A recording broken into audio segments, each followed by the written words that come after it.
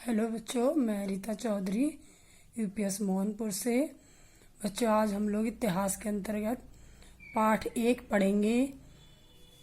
Class है कक्षा 7 और पाठ है इस्लाम का भारत में आगमन। भारत में इस्लाम धर्म का आगमन कब हुआ था, इसके बारे में हम लोग डिटेल में पढ़ेंगे। बच्चों, भारत में इस्लाम धर्म समय समय पे कई तरह से आया व फैला। जैसे अरबों द्वारा भारत पर आक्रमण से, अरब व्यापारियों के माध्यम से, ईरानी शरणार्थियों और सूफी संतों के आने से भारत में इस्लाम धर्म के प्रचार के प्रमुख कारण निम्नलिखित थे। अरबों का आक्रमण। भारत पर अरबों का पहला आक्रमण खलीफा उमर के समय 636 ईस्वी में थाना पश्चिमी तट पर हुआ। यह आक्रमण सफल नहीं हुआ। इस आक्रमण से भारतीय लोग सबसे पहले इस्लाम धर्म मानने वालों के संपर्क में आए। इसके बाद समय समय पर भारत अरबों का आक्रमण होता रहा। इसमें पूर्ण सफलता मोहम्मद बिन कासिम को प्राप्त हुई।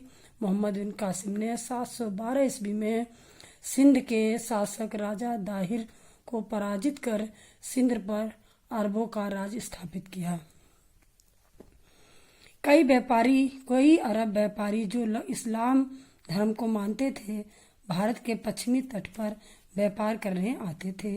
वहां के बंदरगाहों में वे छोटी छोटी बस्तियां बनाकर बसे। राजाओं ने उन्हें बसने में मदद की, उन्हें अपने घर गोदाम बनाने के लिए जमीन दी। इन व्यापारियों के प्रभाव से आसपास के लोग इस्लाम धर्म से परिचित हुए।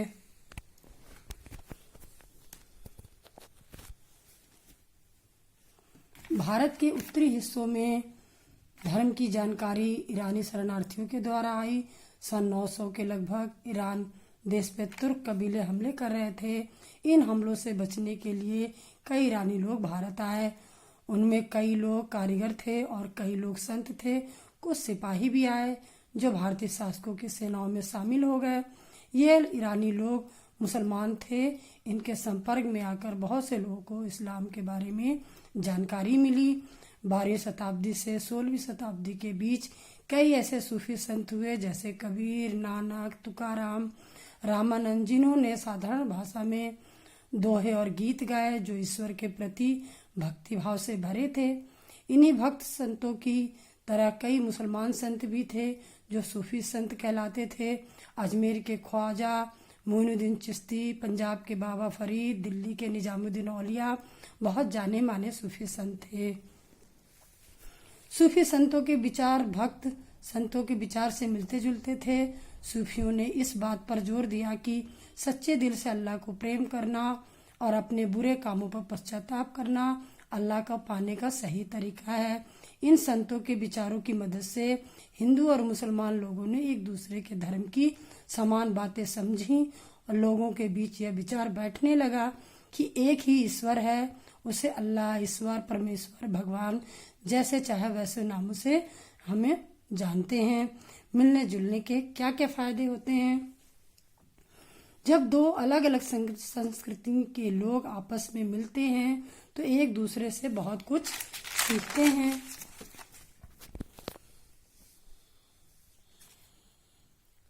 जब अरबी लोग भारत आए तो वे अपने साथ वहां अरब के रीति रिवाज व धर्म इस्लाम लाए।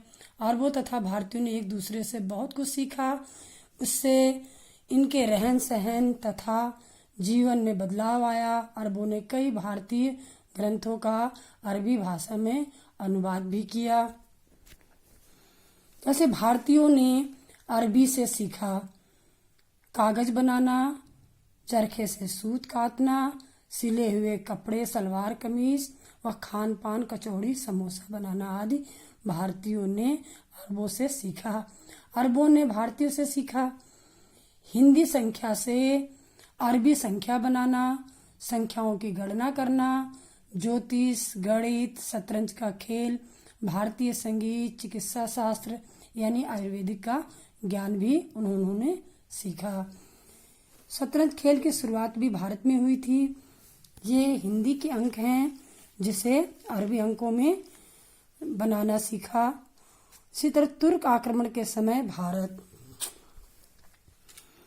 उत्तर भारत में इस्लाम के आगमन के समय कोई शक्तिशाली शासक नहीं था।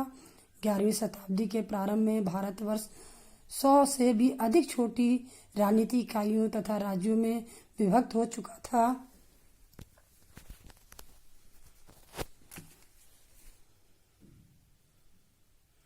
जिन पर कई छोटे छोटे राजा और सामंत शासन करते थे।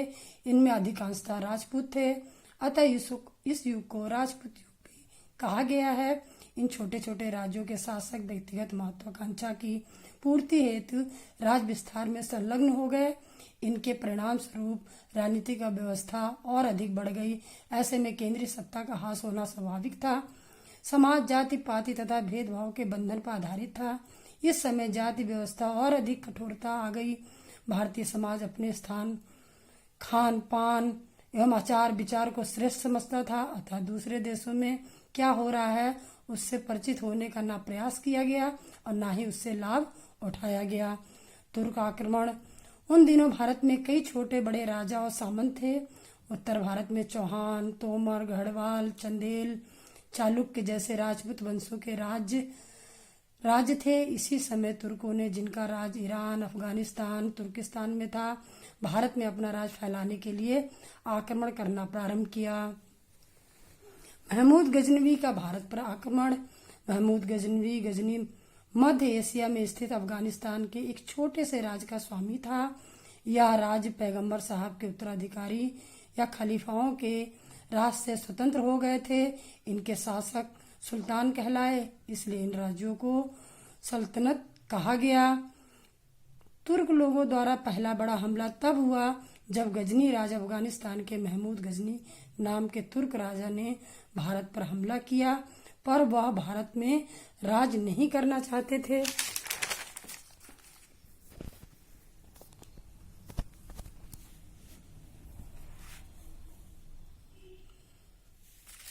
उनकी नजरें ईरान व खुरासान के क्षेत्र में ही दूसरे तुर्क राजाओं को हराकर अपने राज गजनी को बढ़ाने में लगी थीं। वह अपनी सेना बढ़ाने के लिए धन जुटाने की कोशिश कर रहा था।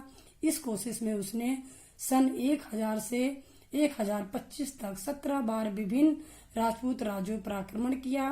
कई राजाओं को हराकर उनके धन पर कब्जा किया। इसने 1025 ईस्वी में सोमनाथ मंदिर का आक्रमण सबसे प्रसिद्ध है। सोमनाथ मंदिर मोहम्मद गजनवी है। सोमनाथ मंदिर गुजरात के सौराष्ट्र क्षेत्र के वेरावल में स्थित है। यह 12 ज्योतिर्लिंगों में से एक है। इस मंदिर को कई बार आक्रमणकारियों ने नुकसान पहुंचाया।